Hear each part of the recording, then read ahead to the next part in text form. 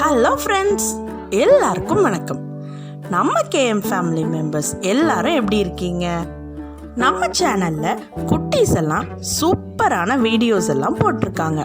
அவங்க கூடவே ஹோம் மினிஸ்டர்ஸும் சூப்பரான ரெசிபீஸ் எல்லாம் வீடியோவில் போட்டிருக்காங்க. நம்ம கண்ணின் மணியை சேனல் பிளேலிஸ்டில் போய் எல்லா வீடியோஸையும் வாட்ச் பண்ணுங்கள். கிஃப்ட்ஸ் அண்ட் கிவ்அவேஸோட ரிசல்ட்ஸ் எல்லாம் வர வீடியோவில் சீக்கிரமாகவே அனௌன்ஸ் பண்ண போகிறோம். தொடர்ந்து நம்ம சேனலுக்கு சப்போர்ட் பண்ணுங்கள். நம்மளுக்கு ஏற்கனவே சப்போர்ட் பண்ணுற நம்ம கேஎம் ஃபேமிலி மெம்பர்ஸ் எல்லாருக்கும் எங்களோட பெரிய தேங்க்ஸ். இப்போ நம்ம வீடியோக்குள்ளே போகலாம். இன்னைக்கு நம்ம பார்க்க போகிறது ஒரு டெலிஷியஸான ரெசிபி தான். இந்த ரெசிபி நம்ம பிரேக்ஃபாஸ்ட், டின்னர், டிஃபனாக கூட ப்ரிப்பேர் பண்ணலாம். என்ன ரெசிபின்னு யோசிச்சிட்டிங்களா? ஆமாங்க, டெலிஷியஸான பாஸ்தா தான் இன்னைக்கு நம்ம வீட்டிலையே எப்படி செய்கிறதுன்னு பார்க்க போகிறோம். இந்த பாஸ்தா எல்லாருக்குமே ஒரு ஃபேவரட்டான டிஷ்ஷாக தான் இருக்கும். வெளியே விற்கிற பாஸ்தா வாங்கி ரெடிமேடாக செய்கிறதுக்கு பதிலாக இந்த மாதிரி வீட்டிலையே ஹைஜீனிக்காக செஞ்சு நம்ம ஹெல்த்தை நம்மளே பார்த்துக்கலாம். என்னங்க, நம்ம ஹெல்த்தை நம்ம தாங்க பார்த்துக்கணும். வாங்க இப்போ இந்த ரெசிபிக்கு தேவையான இன்க்ரீடியன்ட்ஸ் எல்லாம் பார்க்கலாம். 1 கப் கோதுமை மாவு நான் எடுத்திருக்கேன். அதில் தேவையான அளவு சால்ட் ஆட் பண்ணிக்கோங்க. கொஞ்சமாக தண்ணி ஊற்றி பிசைய ஆரம்பிக்கலாம். மாவு நல்லா சாஃப்டாக சப்பாத்தி மாவு பதத்துக்கு பிசைஞ்சுக்கோங்க. மாவு கொஞ்சம் கூட கையில் ஒட்டாமல் இந்த மாதிரி வரணும். நல்லா பிசைஞ்சதுக்கப்புறம் இப்போ மூடி வச்சிடலாம். ஒரு 5 மினிட்ஸ் மூடி வச்சா போதும். நல்லா மாவை பிசைஞ்சு விடுங்க.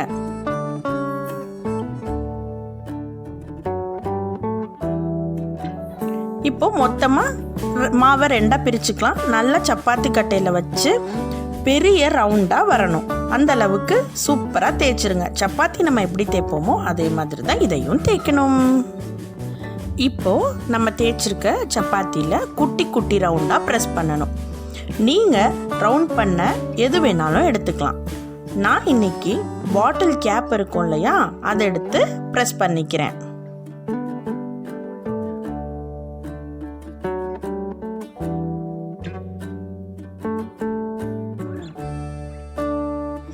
சூப்பராக அழகாக வந்திருக்கு இல்லைங்க. இப்போ எக்ஸ்ட்ரா இருக்க பீஸ் எல்லாம் நீட்டாக எடுத்துருங்க.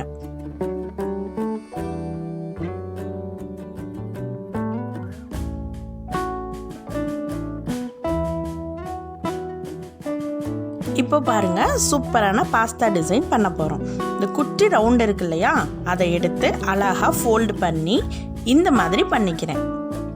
இதே மாதிரியே எல்லா குட்டி ரவுண்டையும் எடுத்து இந்த மாதிரி பண்ணிக்கோங்க. நீங்கள் உங்களுக்கு பிடிச்ச மாதிரி என்ன டிசைன் வேணாலும் பண்ணிக்கலாம். நான் இன்னைக்கு இது ஈஸியாக இருக்குன்றனால எல்லா மாவுலையும் இந்த டிசைனே பண்ணிக்கிட்டேன். இப்போ எல்லா மாவுலையும் இப்போ பாஸ்தா ரெடி பண்ணியாச்சு. ஒரு பேனில் ஒரு 2 டம்ளர் அளவுக்கு தண்ணி ஆட் பண்ணிக்கலாம். நல்லா பாயில் பண்ண விடுங்க. தண்ணி நல்லா கொதிச்சதும் இப்போ நம்ம ரெடி பண்ண பாஸ்தா எல்லாத்தையும் அந்த கொதிக்கிற தண்ணிக்குள்ளே போட்டுடலாம். ஒரு ஸ்பூன் வச்சு நல்லா பாஸ்தா எல்லாம் ஒன்றோட ஒன்று ஒட்டிக்காமல் நல்லா செப்பரேட் பண்ணுற மாதிரி நல்லா கலந்து விடுங்க. லைட்டாக கலக்குங்க, உடச்சிடாதீங்க. இப்போது நம்ம பாஸ்தா போட்டதெல்லாம் லைட்டாக கொதி வர ஆரம்பிக்கிற ஸ்டேஜ் வர்றப்ப ஸ்டவ்வை ஆஃப் பண்ணிடலாம். நெக்ஸ்ட்டு இந்த பாஸ்தா ரெடி பண்ணுறதுக்கான மசாலாவை ரெடி பண்ண போகிறோம். அதுக்கு நான் ஒரு பெரிய சைஸ் வெங்காயம் எடுத்திருக்கேன். குட்டி குட்டியாக கட் பண்ணி வச்சுக்கோங்க. ஒரு பச்சை மிளகாய் ஆட் பண்ணிக்கலாம். 2 தக்காளி, அதுவும் குட்டி குட்டியாக கட் பண்ணி வச்சுக்கோங்க. கேப்சிகம் நான் கொஞ்சமாக எடுத்திருக்கேன். அதுவும் சின்ன சின்ன பீஸாக கட் பண்ணி எடுத்துக்கோங்க. கேப்சிகம் இந்த பாஸ்தாக்கு நல்ல ஒரு சூப்பரான டேஸ்ட்டை கொடுக்கும். 2 முட்டை எடுத்து வச்சிருக்கேன். இப்போ ஒரு பேனில் ஒரு 3 ஸ்பூன் அளவுக்கு எண்ணெய் ஊற்றிக்கோங்க. எண்ணெய் நல்லா சூடானதும் கடுகு, உளுந்து போட்டு தாளிக்கலாம்.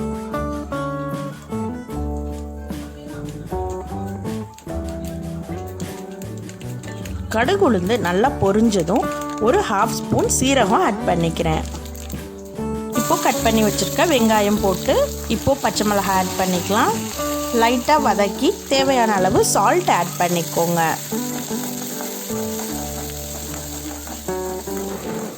நெக்ஸ்ட்டு கேப்சிகம்மை போடுங்க. லைட்டாக வதக்கிட்டு இப்போது தக்காளியை ஆட் பண்ணிக்கலாம்.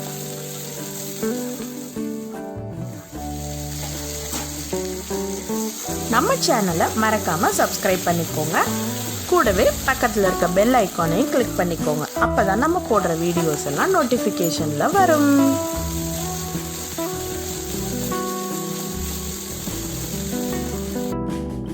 இதில் ஒரு 1/2 ஸ்பூன் தனியாத்தூள் ஆட் பண்ணிக்கிறேன். நெக்ஸ்ட்டு ஒரு 1/2 ஸ்பூன் மிளகாத்தூள் ஆட் பண்ணிக்கிறேன்.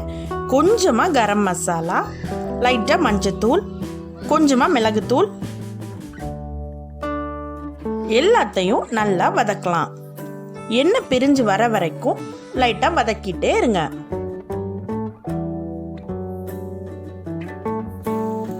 இப்போ நம்ம எடுத்து வச்சிருக்க 2 முட்டையும் உடைச்சு விடுங்க.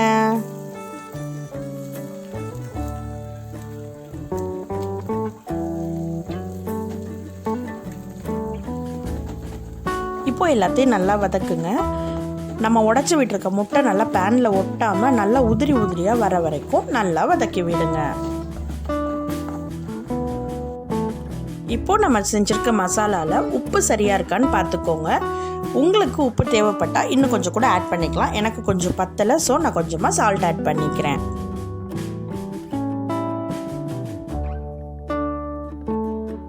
இப்போது இந்த மசாலாலாம் நல்லா உதிரியாக வந்ததும் த ஹீரோ நம்ம செஞ்சு வச்சுருக்கோம் இல்லையா பாஸ்தா, அது எல்லாத்தையும் நல்லா தண்ணி வடிகட்டி இதோட ஆட் பண்ணி இதையும் நல்லா சேர்த்து வதக்கிட்டே இருக்கலாம். நம்ம ஆட் பண்ணியிருக்க இந்த பாஸ்தா கூட மசாலா நல்லா ஒன்று சேர்ந்து வரணும். ஸோ நல்லா கலந்து விடுங்க.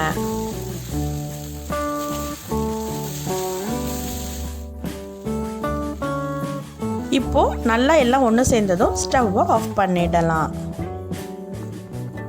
Yummy delicious pasta ready to serve. இப்போது ஒரு பிளேட்டில் இந்த பாஸ்தா எல்லாத்தையும் ட்ரான்ஸ்ஃபர் பண்ணிக்கோங்க. பார்க்கவே செம்ம எம்மையாக இருக்குது. கண்டிப்பாக எனக்கு சாப்பிடணும் போல் இருக்குது. நீங்களும் உங்கள் வீட்டில் இந்த பாஸ்தாவை ரெடி பண்ணி சாப்பிட்டு பாருங்கள்.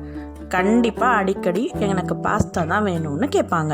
இந்த சூப்பரான டெலிஷியஸான பாஸ்தா ரெசிபி எப்படி இருந்துச்சுன்னு கமெண்ட் செக்ஷனில் சொல்லுங்கள். உங்களை இன்னொரு இன்ட்ரெஸ்டிங்கான கான்செப்ட் இல்லை இன்னொரு இன்ட்ரெஸ்டிங்கான ரெசிபியோட நெக்ஸ்ட் வீடியோவில் மீட் பண்ணுறோம். அது வரைக்கும் பை.